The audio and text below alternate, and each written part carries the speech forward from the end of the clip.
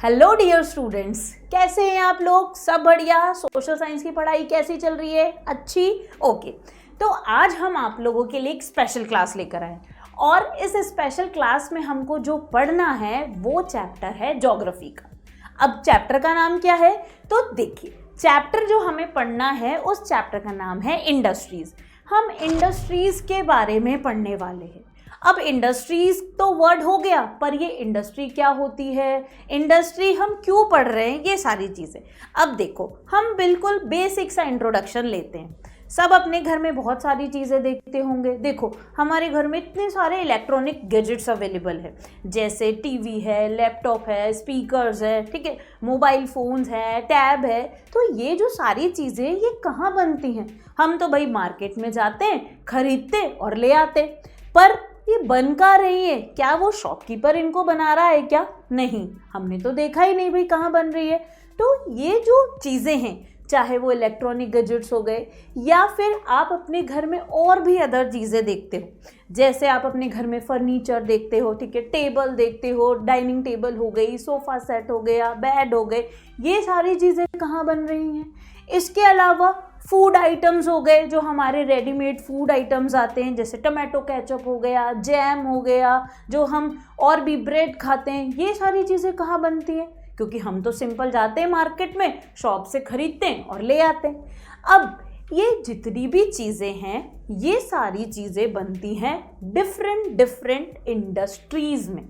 यानी हम जो इंडस्ट्रीज़ के बारे में पढ़ने वाले हैं, जो इंडस्ट्री हम चैप्टर पढ़ने वाले हैं, इंडस्ट्रीज़ वो एरिया, इंडस्ट्रीज़ वो प्लेसेस हैं जहाँ पे रॉ मटेरियल्स को कन्वर्ट करके फिनिश गुड्स बनाया जाता है और हम उन फिनिश गुड्स को यूज़ करते हैं। यानी इसका मतलब सिंपल सा कि हम हमारे घर में जो चीज़ें यूज़ कर रहे हैं, चाहे आपके घर में कोई कार है, टू व्हीलर्स हैं, ठीक है, इसके अलावा और भी जितनी सारी चीज़ें, वो सारी चीज़ें अलग अलग इंडस्ट्रीज़ में बन रही हैं।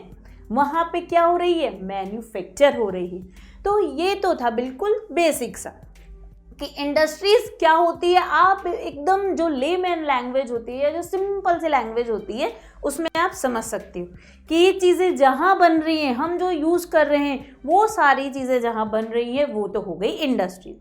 अब हम इस चैप्टर की स्टार्टिंग करते हैं कि इस चैप्टर में हमें क्या क्या पढ़ना है। इस चैप्टर में हमको जैसे डेफिनेशन पढ़नी है इंडस्ट्रीज़ की, इंडस्ट्री कितने टाइप्स की होती है, क्योंकि पर्टिकुलर एक ही इंडस्ट्री में हम सब कुछ तो इंक्लूड नहीं कर सकते, ठीक है।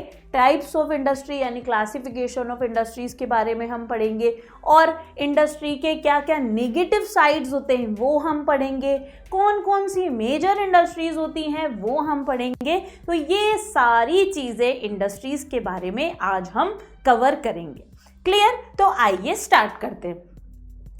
इंडस्ट्रीज, सेकेंडरी एक्टिविटीज और manufacturing change raw material into products of more value to people. अब देखो, यहाँ पे बात की गई है सेकेंडरी एक्टिविटी। सेकेंडरी एक्टिविटी आप सबको पता होनी चाहिए, क्योंकि हमने एग्रीकल्चर चैप्टर में 3 टाइप की इकोनॉमिक एक्टिविटी पढ़ी थी, primary, secondary and tertiary. Secondary sector या फिर सेकेंडरी एक्टिविटीज वो होती है जहाँ पे रॉ मटेरियल्स को कन्वर्ट किया जाता है फिनिश्ड गुड्स में। तो सेकेंडरी एक्टिविटीज और मैन्युफैक्चरिंग चेंज रॉ मटेरियल, ये क्या करती हैं? रॉ मटेरियल को चेंज करती हैं फिनिश्ड गुड में, और वो जो फिनिश्ड गुड्स होते हैं उनकी वैल्यू ज़्यादा होती है।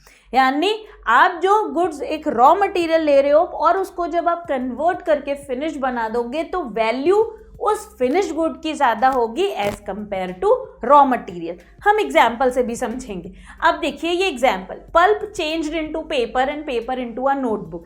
कि पल्प वुड हो गया, यानी वुड जो है उससे क्या, पल्प लिया, पल्प से फिर क्या बनाया? पेपर बनाया, उसमें और केमिकल्स वगैरह ऐड करे और उनसे क्या बनकर आया? पेपर बन के आया। तो अब आप खुद सोचो, क्या वुड की ज़्यादा वैल्यू होगी कि पेपर की ज़्यादा वैल्यू होगी? पेपर की। फिर इन पेपर को कंबाइंड करके क्या बना दिया गया है? नोटबुक बना दी गई। तो इसलिए यहाँ पे ये एग्जाम्पल दिया गया है कि जो फिनिश गुड्स बन जाता है, फिनिश गुड्स की वैल्यू ज़्यादा होती है।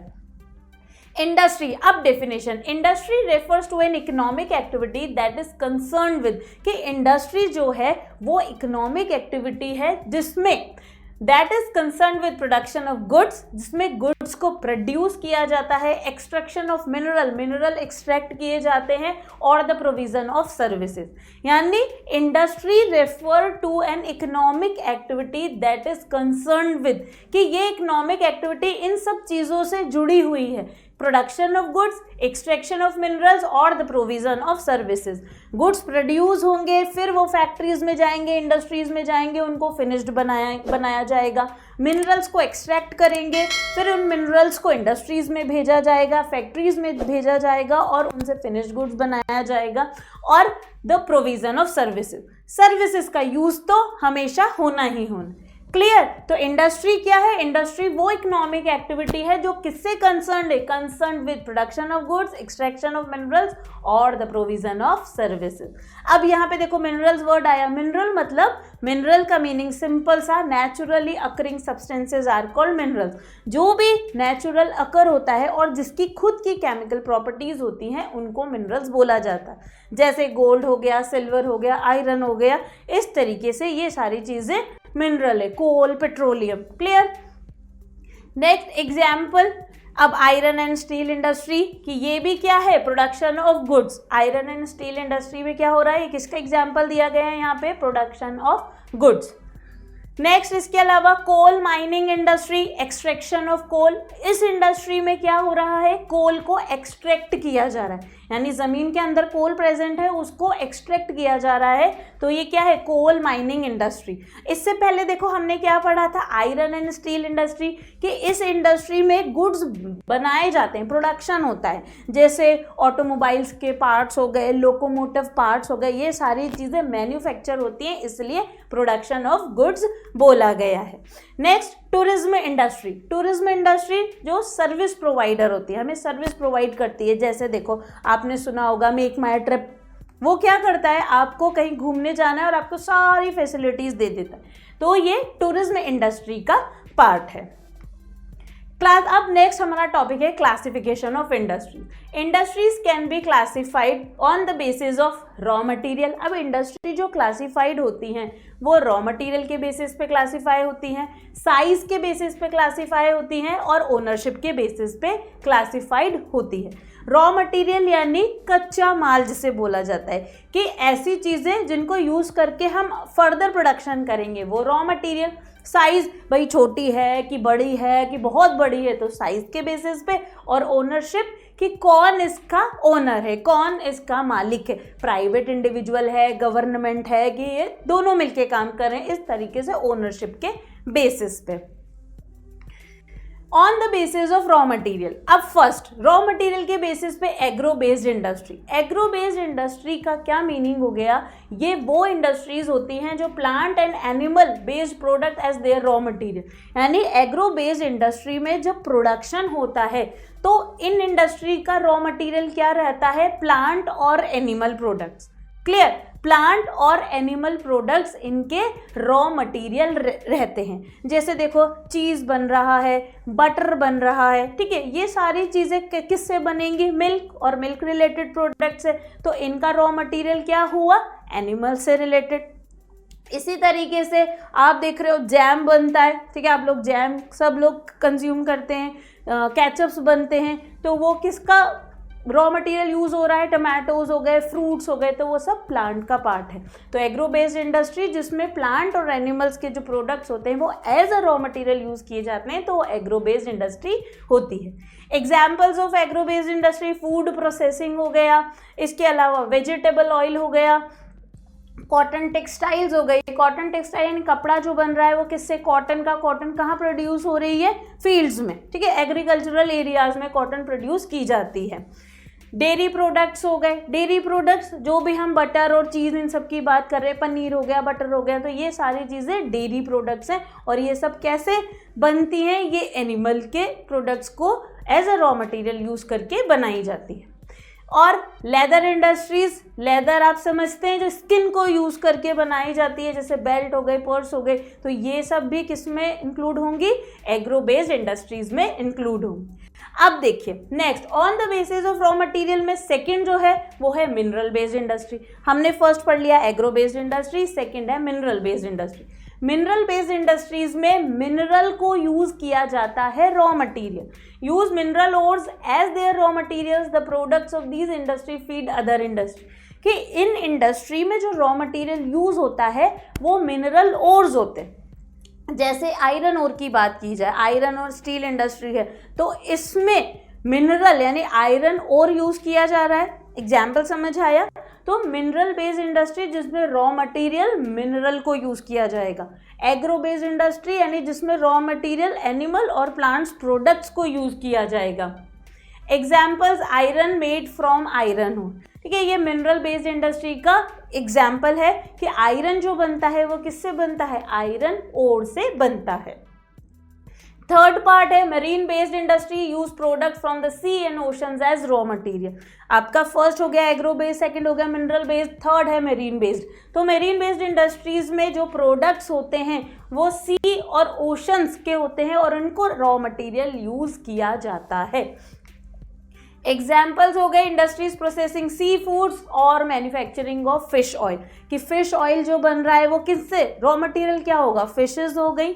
जो भी सी फूड प्रोसेस हो रहा है, सी फूड यूज किया जा रहा है तो उसका रॉ मटेरियल क्या हो गया, कहाँ से मिला, सी और ओशन से, इसलिए इनको मेरीन बेस्ड इंडस्ट्रीज बोला गया है।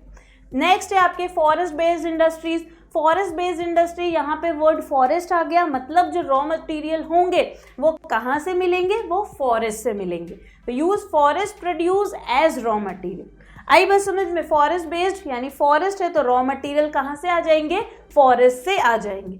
Examples pulp and paper, pharmaceuticals, furnitures and buildings. तो ये सारे आपके एग्जाम्पल हो गए फॉरेस्ट बेस्ड इंडस्ट्रीज के। अब on the basis of size, first हमारा on the basis of raw material complete हो गया, जिसमें हमने कौन कौन सी पढ़ ली, एग्रो बेस्ड पढ़ ली, फॉरेस्ट बेस्ड पढ़ ली, मरीन बेस्ड पढ़ ली एंड मिनरल बेस्ड पढ़ ली। अब next on the basis of size, size के बेसिस पे कितने टाइप की इंडस्ट्रीज क्लासिफाइड हैं। It refers to the amount of capital invested. अब देखो, जब साइज की बात की जाती है तो कुछ फैक्टर्स होते हैं जो डिटरमाइन करते हैं कि इंडस्ट्री की साइज छोटी होगी या बड़ी होगी।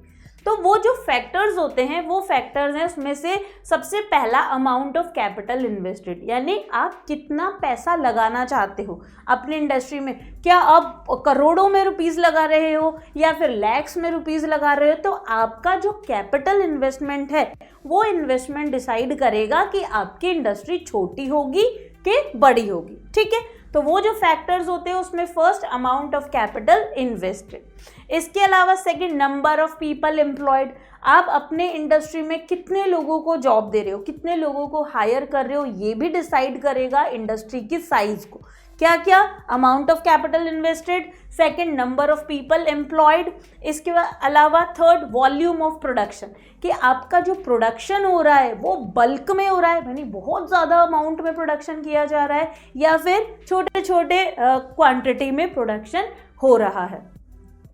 Small scale industries use lesser amount of capital and technology. अभी तो हमने क्या पढ़ा, वो फैक्टर्स पढ़े कि जिन फैक्टर्स के बेसिस पे इंडस्ट्री की साइज डिसाइड होगी, जैसे कैपिटल हो गया, ठीक है, इसके अलावा आपके नंबर ऑफ पीपल्स एम्प्लॉयड हो गया, और जो थर्ड फैक्टर था वो फैक्टर क्या था, थर्ड फैक्टर जो हमने पढ़ा वो फैक्टर क्या था, वो हमारा फैक्टर था वॉल्यूम ऑफ प्रोडक्शन, कि आप कितना प्रोडक्शन करने वाले हो। इन तीनों के बेसिस पे अब इंडस्ट्री को टू पार्ट्स में क्लासीफाई किया, small scale industry and large scale industry. Small scale industry क्या होगी, यानी स्मॉल आ गया यानी वर्ड छोटा, तो ये ऐसी इंडस्ट्री जिसमें कैपिटल और टेक्नोलॉजी दोनों ही कम यूज की जा रही, यानी कम इन्वेस्टमेंट हो रहा है पैसों का, कैपिटल का, तो ऐसी इंडस्ट्री को स्मॉल स्केल इंडस्ट्री बोलेंगे। एग्जाम्पल हो गया कॉटेज और household industry where the products are manufactured by hand by the artisan. तो कौन कौन सी इंडस्ट्री, जैसे कॉटेज इंडस्ट्री हो गई, हाउस होल्ड इंडस्ट्रीज हो गई, जहाँ पे खुद हाथों से काम किया जाता है, जो लोग हैं घर के वो लोग ही प्रोडक्शन करते हैं या आर्टिसंस को प्रोडक्शन करवाते हैं, तो ऐसी इंडस्ट्रीज को स्मॉल स्केल इंडस्ट्री में इंक्लूड किया गया है। Basket weaving, pottery and other handicrafts are products of cottage industry. तो जैसे बास्केट वीव करना, पॉटरी करना, जैसे पॉट्स वगैरह जो बनते हैं, मटकियाँ जो होती हैं, वो स्मॉल स्केल इंडस्ट्री में आती हैं। और इसके अलावा और भी अदर हैंडीक्राफ्ट प्रोडक्ट्स जो बनाए जाते हैं वो भी सब स्मॉल स्केल इंडस्ट्री का ही पार्ट है।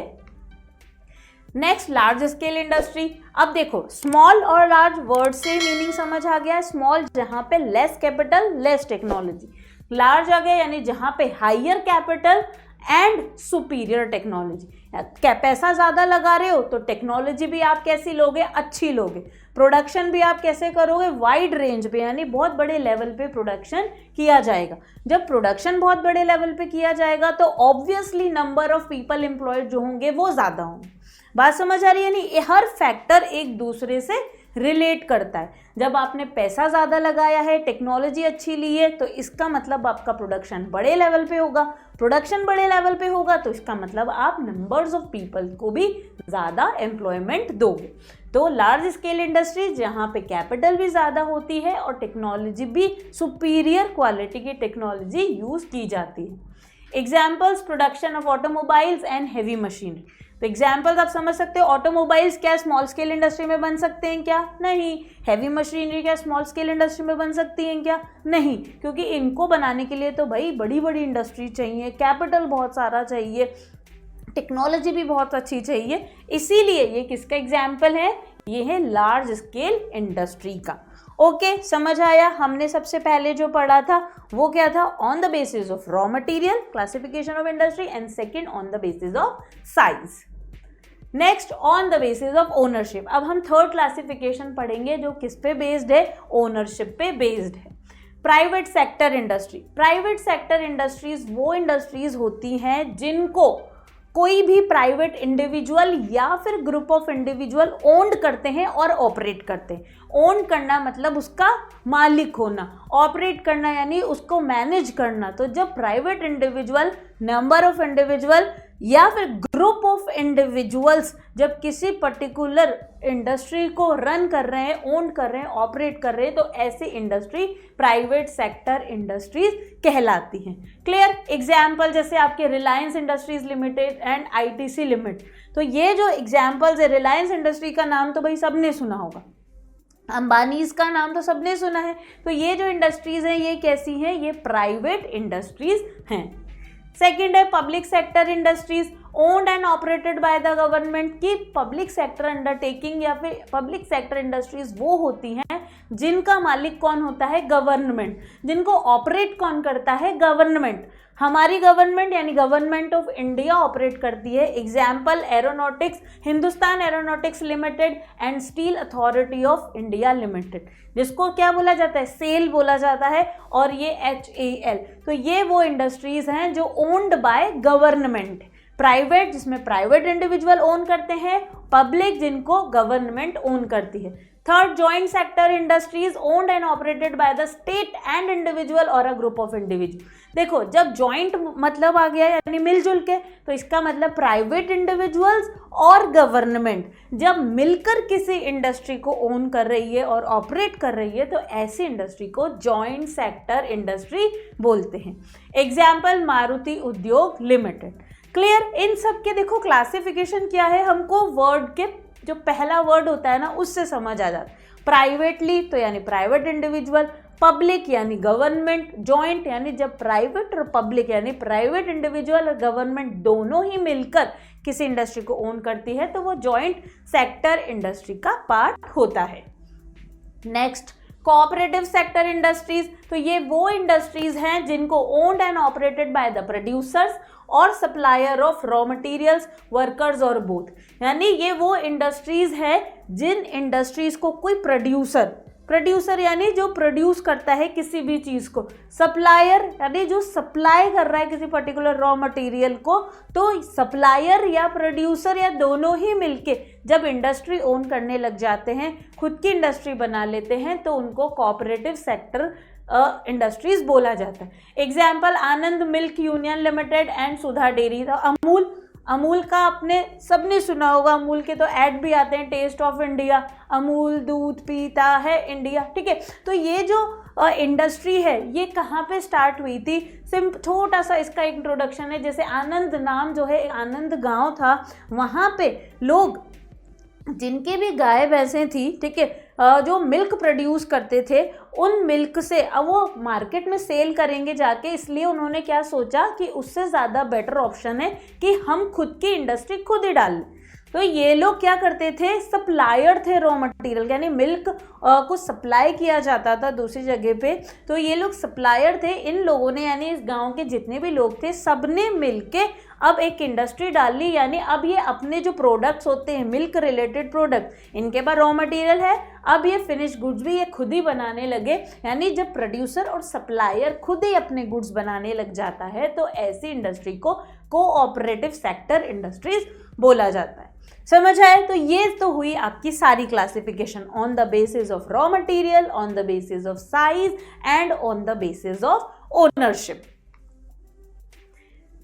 Factors affecting location of industry. जब हमने क्लासिफिकेशन पढ़ ली तो अब नेक्स्ट जो हेडिंग आई है वो है फैक्टर्स, कि अब आपने क्लासिफिकेशन पढ़ ली, अब आपने डिसाइड कर लिया कि हमको तो भैया ये इंडस्ट्री स्टार्ट करनी, पर इंडस्ट्री स्टार्ट करने के लिए कौन कौन सी चीज़ें इंपॉर्टेंट है, कौन कौन से फैक्टर इंपॉर्टेंट है, हम ये भी तो देखेंगे। क्या हम इंडस्ट्री स्टार्ट कर रहे हैं, हमारे पास वो सारी चीज़ें अवेलेबल है जो ज़रूरी है? तो हमें यहाँ क्या पढ़ना है कि ऐसे कौन कौन से फैक्टर्स हैं जो कि इम्पॉर्टेंट होते हैं किसी भी इंडस्ट्री को लोकेट करने के लिए। The factors affecting the location of industries are availability of raw material। Raw material आप समझते हैं, जब गुड्स आपको मैन्युफैक्चर करना है, प्रोड्यूस करना है, तो उसके लिए जो भी बेसिक रॉ मटेरियल यूज़ किया जाएगा वो हो गया, इलेक्ट्रिसिटी हो गई, लेबर हो गया, लैंड हो गया, कैपिटल, ट्रांसपोर्ट, मार्केट। तो ये सारे फैक्टर्स बहुत ज़्यादा ज़रूरी हैं किसी भी चीज़ को मैन्युफैक्चर करने के लिए या प्रोडक्शन करने। अब सपोज आप लोग बिस्किट कंपनी स्टार्ट करना चाह रहे हैं, बिस्किट इंडस्ट्री, फूड प्रोसेसिंग, आपको तो भाई कुकीज़ बनाना है, तो कुकीज़ बनाने के लिए सबसे पहले क्या चाहिए, हमको रॉ मटेरियल्स तो चाहिए होगा, हमको मैदा भी चाहिए होगी, हमको शुगर भी चाहिए होगा, हमको बटर भी चाहिए होगा, और भी ड्राई फ्रूट्स वगैरह सारी चीज़ें चाहिए, यानी ये रॉ मटेरियल्स हो गए। पावर, इलेक्ट्रिसिटी चाहिए, मशीनों को ऑपरेट करेंगे तो कैसे करेंगे, इलेक्ट्रिसिटी बहुत ज़रूरी है। लेबर, ऑपरेट करेगा कौन उन मशीनों को, ऑपरेट करने के लिए ह्यूमन बींग्स की ज़रूरत होगी, तो लेबर चाहिए। आप वो मशीन्स जो ऑपरेट करने वाले हो वो लगाओगे कहाँ, तो एक प्रीमाइस चाहिए, यानी लैंड हमको चाहिए। ये सारा काम हम जो कर रहे हैं उनको खरीदने के लिए, लेबर्स को हायर करने के लिए हमें क्या चाहिए होगा, पैसा, तो कैपिटल। इसके अलावा ट्रांसपोर्ट। अब सपोज ये सारी चीज़ें आपके पास हो गई, अब आपने कुकीज़ मैन्युफैक्चर कर दी, अब उसको क्या गोडाउन में भर के रखेंगे क्या, नहीं, उसको तो मार्केट में बेचेंगे। तो कैसे जाओगे आप, आपको ट्रांसपोर्टेशन व्हीकल्स चाहिए होंगे, यानी ट्रांसपोर्टेशन मोड चाहिए होगा, और एट लास्ट मार्केट। जो हमने अभी बात बोली कि हम कुकीज़ मैन्युफैक्चर तो कर लेंगे पर गोडाउन में भरने के लिए थोड़ी मैन्युफैक्चर करेंगे, उसको सेल करने के लिए करेंगे, तो सेल कहाँ करोगे, वो करोगे मार्केट में। तो ये सारे आपके फैक्टर्स हैं जो कि रिस्पॉन्सिबल होते हैं किसी भी इंडस्ट्री को लोकेट करने के लिए। Sometimes the government provides incentives like subsidized power, lower transport cost and other infrastructure so that industry may be located in backward area। कभी कभी क्या होता है, कोई ऐसे एरियाज यानी जो बैकवर्ड होते हैं, जिनका कोई डेवलपमेंट नहीं हो पा रहा है और गवर्नमेंट चाहती है कि उन एरियाज़ को डेवलप किया जाए, वहाँ पर भी सारी फैसिलिटीज़ अवेलेबल हो, तो गवर्नमेंट क्या करती है, गवर्नमेंट इंसेंटिव्स प्रोवाइड करती है, यानी फैसिलिटीज़ प्रोवाइड करती है। सब्सिडाइज्ड, सब्सिडी देना यानी जो भी रिसोर्सेज है वो सस्ते में प्रोवाइड करना, ठीक है, चीप रेट्स पे प्रोवाइड करना। जैसे पावर, सब्सिडाइज पावर हो गया, ट्रांसपोर्टेशन कॉस्ट को कम कर देगी, और भी अदर इंफ्रास्ट्रक्चर प्रोवाइड करेगी ताकि उन बैकवर्ड एरियाज़ का क्या हो जाए, डेवलपमेंट हो जाए। आई बात समझ में? अब देखो किसी जगह जब गांव है कोई सा और वहाँ पे कोई इंडस्ट्री लोकेट होगी तो क्या होगा, इंडस्ट्री लोकेट होगी तो वहाँ के लोगों को एम्प्लॉयमेंट मिलेगा, एम्प्लॉयमेंट मिलेगा तो लोगों के पास पैसा आएगा, पैसा आएगा तो उनकी लाइफस्टाइल इम्प्रूव होगी, ठीक है। और जो इंडस्ट्री वहाँ स्टार्ट हो रही है तो वहाँ पे अदर फैसिलिटीज, स्कूल्स भी खुलेंगे, वहाँ पे हॉस्पिटल्स भी खुलेंगे, और भी बाकी जो भी इंफ्रास्ट्रक्चर चाहिए वो सब स्टार्ट हो जाएगा।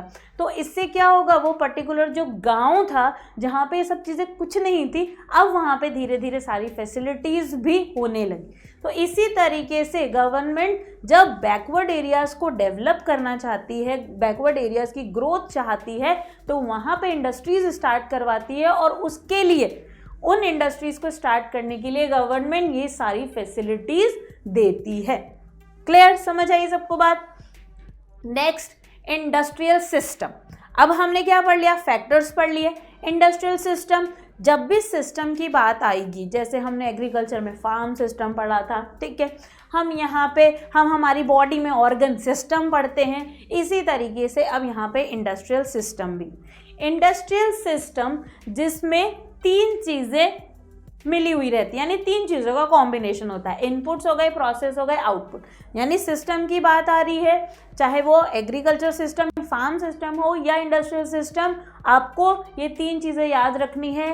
क्या क्या? Inputs, processes and output. Inputs यानी आप क्या एफर्ट्स डालोगे, फिर उसका प्रोसेसिंग होएगी, फिर क्या चीज़ बन के बाहर आएगी, वो फिनिश्ड गुड क्या बन के बाहर आएगा, वो आपका आउटपुट कहलाता है। The inputs are raw material. Inputs में क्या क्या हम यूज़ करेंगे? Raw material. इसके अलावा आपका लेबर नहीं होगा तो काम कैसे होगा, ठीक है। इसके अलावा कॉस्ट ऑफ लैंड, जो आप ज़मीन खरीदोगे, वो भी किसका पार्ट होगा? इनपुट्स का पार्ट होगा। नेक्स्ट आपका ट्रांसपोर्ट नहीं होंगे तो आपके गुड्स एक जगह से दूसरी जगह कैसे जाएंगे, तो ये भी इनपुट्स का पार्ट है। पावर हो गई, इलेक्ट्रिसिटी हो गई, मशीन्स वगैरह चलाने के लिए हमें इलेक्ट्रिसिटी चाहिए, बिना इलेक्ट्रिसिटी के तो कुछ नहीं होता, ठीक है। तो इंफ्रास्ट्रक्चर, और ये सारी चीज़ें क्या हो गई? इनपुट्स हो गई। अब क्या होगा, वो सारे इनपुट्स आपस में मिलेंगे और मिलकर फिर प्रोसेस होगा। The process includes a wide range of activity that convert the raw material into finished product. कि हमने जो इनपुट्स पढ़े रॉ मटेरियल, कैपिटल, लेबर, ये सब आपस में मिलेंगे, साथ में मिलेंगे, फिर एक प्रोसेसिंग होगी, यानी काम होगा, और उस प्रोसेसिंग में रॉ मटेरियल से फिनिश्ड प्रोडक्ट या फिनिश्ड गुड्स कन्वर्ट होगा। The output are the end product and the income earned from it. और जो आउटपुट होते हैं, आउटपुट मतलब एंड प्रोडक्ट, कि बिल्कुल फिनिश गुड्स, अब उसके आगे कुछ नहीं हो सकता। जो भी फिनिश गुड बना उसको मार्केट में बेच दो और उससे इनकम अर्न करो। तो आउटपुट क्या होते हैं? एंड प्रोडक्ट्स होते हैं। देखिए जैसे इसमें दिख रहा है आपको, ये कुकीज़ वगैरह, ये आउटपुट है। तो जो इंडस्ट्री डली थी, यानी कुकीज़ बनाने के लिए जो इंडस्ट्री डली थी, उसने रॉ मटेरियल यूज़ करा, बटर, घी, शुगर हो गया, मैदा हो गई, ड्राई फ्रूट्स हो गए, ये सारी चीज़ें, सॉल्ट हो गई, इन सब चीज़ों को यूज़ करके रॉ मटेरियल हो गए। ह्यूमंस की हेल्प ली, लेबर की हेल्प ली, मशीन्स की हेल्प ली, ट्रांसपोर्टेशन व्हीकल्स की हेल्प ली, कम्युनिकेशन फैसिलिटीज़ की हेल्प ली। तो इन सब की हेल्प लेके प्रोसेसिंग हुई, जहाँ पे इन सारे रॉ मटेरियल्स को मिलाकर फिनिश्ड गुड बनाया गया, यानी कुकीज़ बनाई गई, और एट लास्ट ये जो आउटपुट था इसको मार्केट में सेल करके प्रॉफिट अर्न किया गया। तो ये तो आपका क्या है? Industrial system. Industrial regions. अब इंडस्ट्रियल सिस्टम भी हो गया हमारा, क्लासिफिकेशन ऑफ इंडस्ट्रीज हो गई, इंडस्ट्रियल सिस्टम हो गया, डेफिनेशन ऑफ इंडस्ट्री हो गई। अब नेक्स्ट टॉपिक है इंडस्ट्रियल रीजन। इंडस्ट्रियल रीजन यानी वो सारी जगह जहाँ पे इंडस्ट्रीज को लोकेट किया जाए। पहले तो हमने पढ़े फैक्टर्स, कि क्या क्या फैक्टर्स अफेक्ट करेंगे लोकेशन को। अब वो लोकेशन यानी वो रीजन्स जहाँ पे फैक्ट्री या फिर इंडस्ट्रीज लोकेट होती हैं। When a number of industries locate close to each other and share the benefits of their closeness, they made a industrial region. जब एक पर्टिकुलर एरिया जहाँ पे बहुत सारी इंडस्ट्री लोकेटेड है और सब आपस में मिलके क्लोज टू ईच अदर, वो जो भी बेनिफिट्स होते हैं सब आपस में मिलके एंजॉय करते हैं, तो उस पर्टिकुलर रीजन को इंडस्ट्रियल रीजन बोला जाता है। Industrial regions of the world: eastern North America, western and central Europe, eastern Europe and eastern Asia. तो ये जो वर्ल्ड है, हमारे इंडिया के अलावा जहाँ पे जो बात की गई है, वर्ल्ड में कौन कौन से इंडस्ट्रियल रीजन है, कौन कौन से एरियाज हैं जहाँ पे इंडस्ट्री लोकेट होती है, तो ये आपको बताए हुए हैं। Eastern North America, western central Europe, eastern Europe and eastern Asia. Industrial regions in India. अब हमारी कंट्री के कौन कौन से इंडस्ट्रियल रीजन है? Mumbai Pune cluster, Bangalore Tamil Nadu region, Hooghly region, Ahmedabad Baroda region, Chota Nagpur industrial belt, Visakhapatnam Guntur belt, Gurgaon Delhi Meerut region and the Kollam Thiruvananthapuram industrial cluster. यानी ये हमारे इंडिया के वो सारे एरियाज हैं जहाँ पे इंडस्ट्रीज लोकेटेड है। यानी इन एरियाज को क्या बोला जाता है? इंडस्ट्रियल रीजन बोला जाता है। सबको समझ आया इंडस्ट्रियल रीजन? अब next, distribution of major industry. यानी हमने इंडस्ट्रियल रीजन भी पढ़ लिया, भाई कहाँ कहाँ पे इंडस्ट्रीज को लोकेट करना है। डिस्ट्रीब्यूशन, अब कौन कौन सी मेजर इंडस्ट्रीज हैं? The world's major industries are the iron and steel industries. ठीक है, फर्स्ट मेजर इंडस्ट्री कौन सी है? Iron and steel industry. Second major industry textile industry and third major industry information technology industry. तो 3 major industries जो आपको ध्यान रखनी है, आयरन एंड स्टील इंडस्ट्री, इसके अलावा textile industry and third information technology industry. ये मेजर इंडस्ट्रीज हैं। The iron, steel and textile industries are the older industry while information technology is an emerging industry।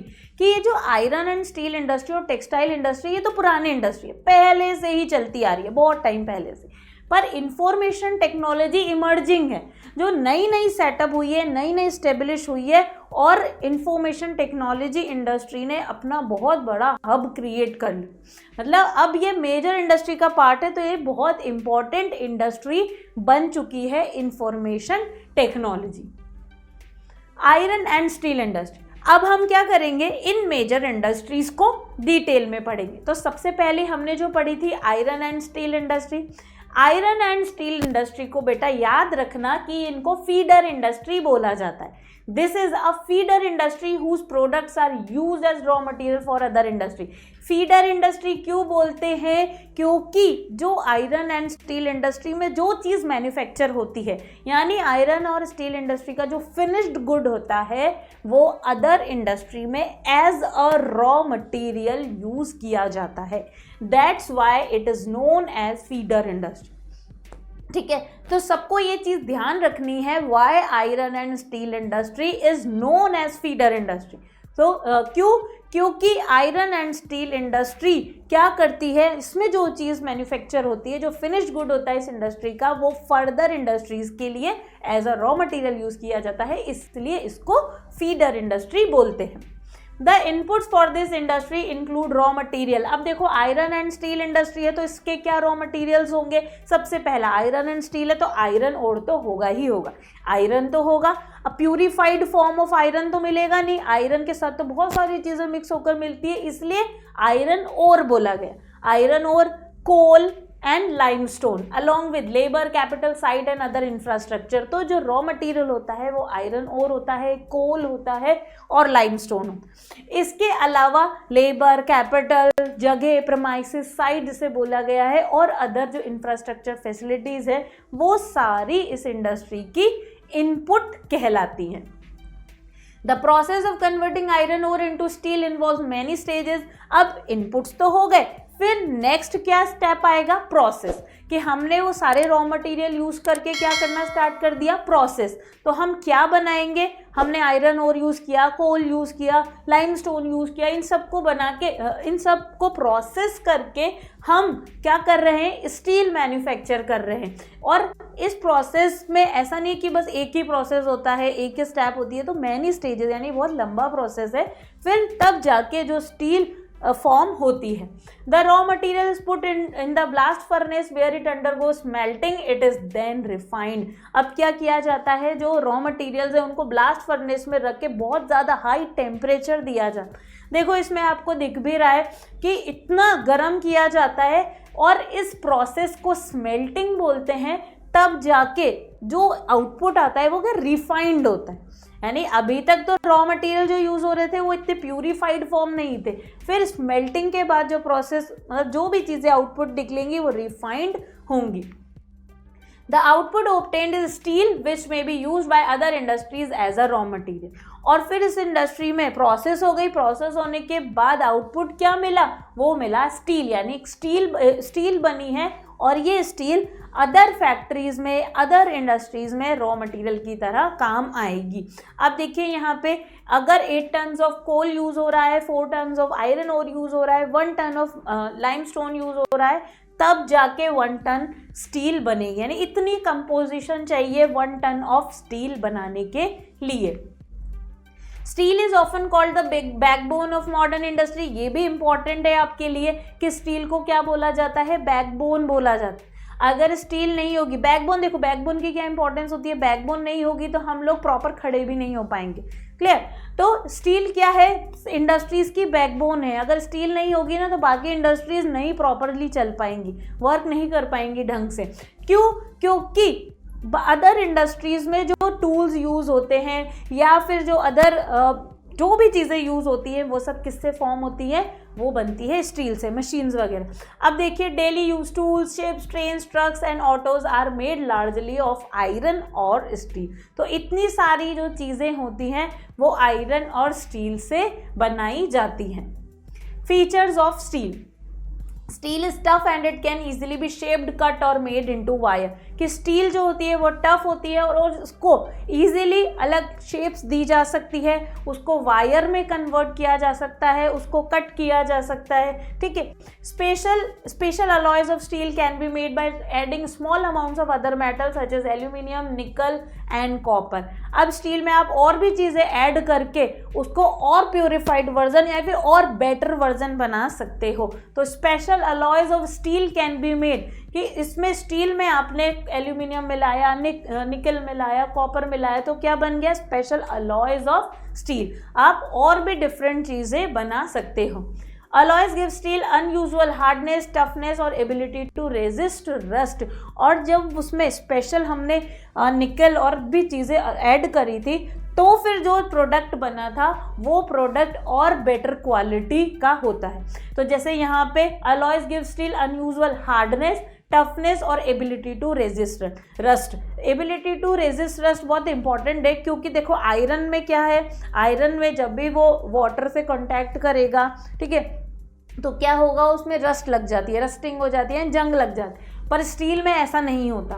हम स्टील के, अब सबके घर में बर्तन यूज़ होते हैं, यानी जो यूटेंसिल्स हम जिनमें खाना खाते हैं वो सारे स्टील के यूज़ किए जाते हैं। तो आपने देखा है क्या, वो रोज़ धुलते हैं, ठीक है, पर उसमें कभी रस्टिंग लगती है क्या, नहीं, क्योंकि जो हम स्टील यूज़ कर रहे हैं उसमें जो भी हमने ऐड करा तो वो अलॉयज जो होते हैं वो स्टील को और बेटर क्वालिटी दे देते हैं, जिस वजह से स्टील और भी ज़्यादा अच्छी हो जाती है।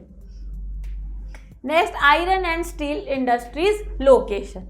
Before 1800 AD, iron and steel industry was located where raw materials, power supply and running water were easily available. अब देखो कि हम, क्योंकि आयरन स्टील इंडस्ट्री के बारे में बात कर रहे हैं, तो आयरन एंड स्टील इंडस्ट्री जो है वो लोकेटेड कहाँ पे होती, तो पहले बिफोर 1800 AD आयरन और स्टील इंडस्ट्री वहाँ लोकेट होती थी जहाँ पे रॉ मटेरियल्स मिलते थे, जहाँ पावर सप्लाई होती थी और जहाँ पे रनिंग वाटर। तो ये तीनों चीज़ें जब जहाँ पे इजीली अवेलेबल होती थी वहाँ पे iron and steel industry locate करती थी। कब? Before 1800 AD, clear. फिर उसके बाद क्या हुआ, between 1850 to 1900 AD ideal location for the industry was near coal fields and close to canals and railway.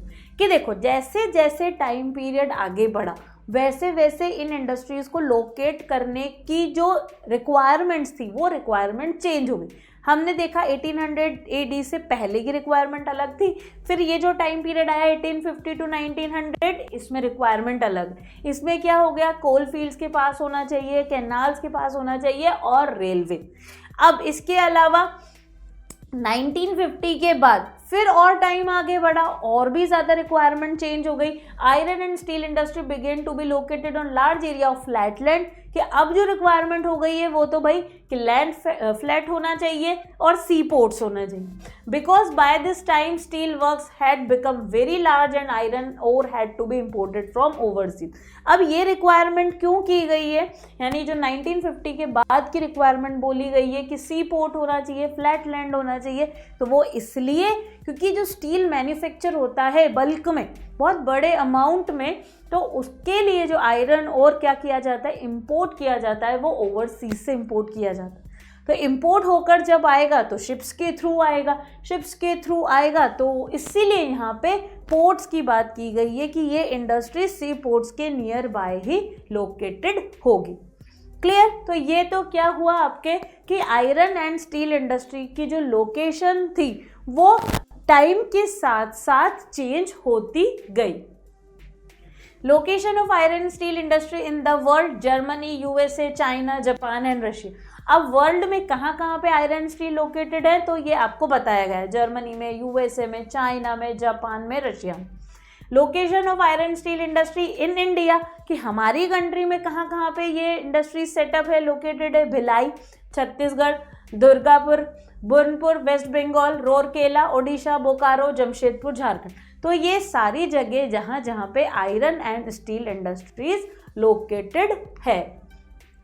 Other important steel centres, Bhadravati and Vijayanagar in Karnataka, Visakhapatnam in Andhra Pradesh, Salem in Tamil Nadu. और ये भी वो एरियाज हैं जहाँ पे इंडिया में iron and steel industries located है।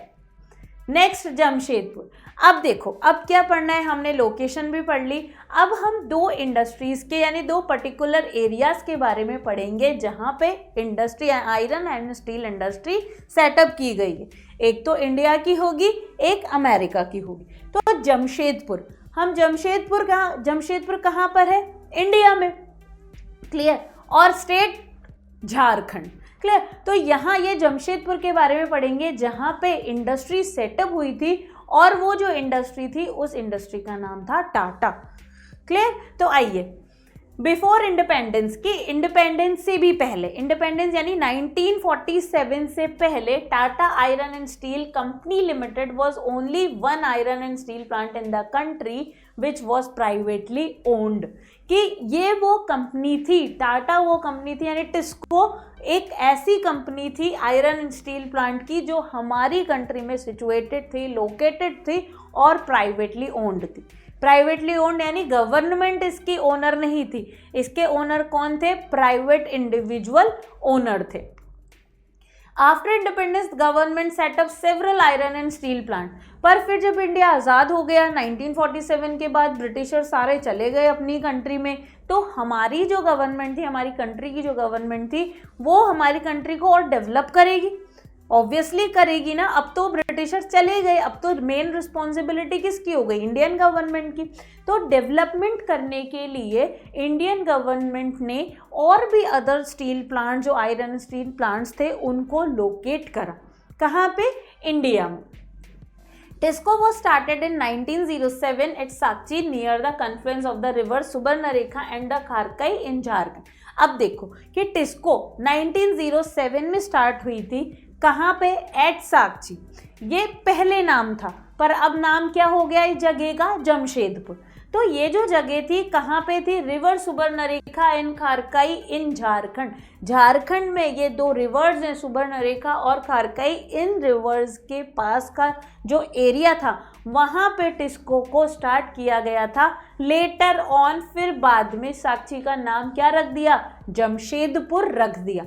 अब जमशेदपुर क्यों रख दिया, क्योंकि इस कंपनी के जो ओनर थे, जो फाउंडर थे, उनका नाम था जमशेद जी टाटा, तो उन्हीं के नाम पे जमशेदपुर रखा गया। This place was only 32 kilometre away from Kalimati station on the Bengal Nagpur railway line. अब देखो कि ये जो जगह थी, जमशेदपुर ही क्यों चूज़ की थी, तो वो इसलिए चूज़ की थी क्योंकि फर्स्ट रीज़न कि यहाँ पे जो कालीमती स्टेशन यानी जो रेलवे लाइन थी, जो ट्रांसपोर्टेशन का मोड था, वो अवेलेबल था। 32 kilometre away from Kalimati station on the Bengal Nagpur railway line. ठीक है, फर्स्ट रीजन समझ आ गया। इसके अलावा second, it was close to the iron और coal and manganese deposits as well as to Kolkata which provide a large market. Second जो इसका रीज़न था जमशेदपुर को चूज़ करने का या साकची को चूज़ करने का, तो वो था आयरन ओर, कि इस एरिया के आसपास ही आयरन ओर जो भी रॉ मटेरियल होते हैं, आयरन ओर हो गया, कोल हो गया, मैंगनीज हो गया, इन सब के डिपॉजिट्स भी अवेलेबल थे और पास में ही कोलकाता था। और कोलकाता क्या प्रोवाइड करता था? मार्केट फैसिलिटीज़ या मार्केट प्रोवाइड करता था। तो इन सब फैसिलिटीज़ की वजह से ही इस जगह पे यानी साकची और जमशेदपुर में टाटा ने अपनी इंडस्ट्री को सेटअप किया। TISCO gets coal from Jharia coal fields and iron और limestone, dolomite and manganese from Odisha and Chhattisgarh. अब देखो टिस्को कोल कहाँ से ले रहा है? तो वो झारिया कोल फील्ड से ले रहा है। इसके अलावा आयरन ओर हो गया, लाइमस्टोन हो गया, डोलोमाइट हो गया एंड मैंगनीज, ये ओडिशा और छत्तीसगढ़ से लेता था। आई बस समझ में? The Kharkai and Subarnarekha rivers ensured sufficient water supply. और नेक्स्ट कि भाई वाटर की जो ज़रूरत होगी, एडिक्वेट वाटर सप्लाई होगा, तो वो कौन प्रोवाइड कर देगा? वो सुबर्णरेखा रिवर्स और खारकाई रिवर्स प्रोवाइड करती थी। Government initiatives provided adequate capital for its later development. और फिर बाद में इस इंडस्ट्री को और डेवलप करने के लिए गवर्नमेंट ने एडिक्वेट कैपिटल यानी पैसा भी दिया और इसके अलावा जो अदर फैसिलिटीज़ होती है वो फैसिलिटीज़ भी दी, ताकि टाटा की जो इंडस्ट्रीज़ है वो लॉन्ग टर्म चले और हमारी कंट्री के डेवलपमेंट में बहुत काम आए। और टाटा ऐसी इंडस्ट्रीज़ है जो अभी भी चल रही है, ठीक है। अभी भी हम सुनते हैं टाटा का नाम कि टाटा के बहुत सारे प्रोडक्ट्स होते हैं। फिर धीरे धीरे टाटा जो इंडस्ट्रीज थी वो आयरन स्टील से अपनी जो फील्ड्स थी वो फील्ड्स भी उन्होंने चेंज करी, डिफरेंट सेक्टर्स में भी जाने लगे। नेक्स्ट है पिट्सबर्ग। हमने पढ़ा एक तो पहला इंडिया की इंडस्ट्री, सेकंड हम पढ़ेंगे पिट्सबर्ग के बारे में। पिट्सबर्ग कहाँ पर है? ये है United states of America. It is an important steel city of the United states of America. ये क्या है? इम्पॉर्टेंट स्टील सिटी है। स्टील सिटी क्यों बोला गया पिट्सबर्ग को? क्योंकि यहाँ पे बहुत सारी ऐसी इंडस्ट्रीज हैं जहाँ पे स्टील मैन्युफैक्चर्ड होती है, स्टील का प्रोडक्शन होता है, इसलिए स्टील सिटी बोला गया है। Raw material such as coal is available locally while the iron ore comes from the iron mine at Minnesota। अब देखो जो कोल चाहिए होगा वो कोल तो इनके उसी एरियाज में मिल जाता है, यानी पिट्सबर्ग है तो लोकल एरियाज में, पर आयरन ओर जो चाहिए होगा वो कहाँ से आता है? वो मिनेसोटा यानी जो 1500 किलोमीटर अवे है, 1500 किलोमीटर की दूरी पर है पिट्सबर्ग से, वहाँ से यानी इस माइन से आयरन ओर ट्रांसपोर्ट किया जाता है। Between these mines and Pittsburgh, Great Lakes waterway is present, which is one of the world's best routes for shipping ore cheaply। और यहाँ पे रिवर्स हैं जो क्या करती हैं? वाटरवेज प्रोवाइड करती हैं। तो जो भी रॉ मटेरियल चाहिए होगा वो वाटरवेज के थ्रू चीपली प्रोवाइड करवाया जाता है।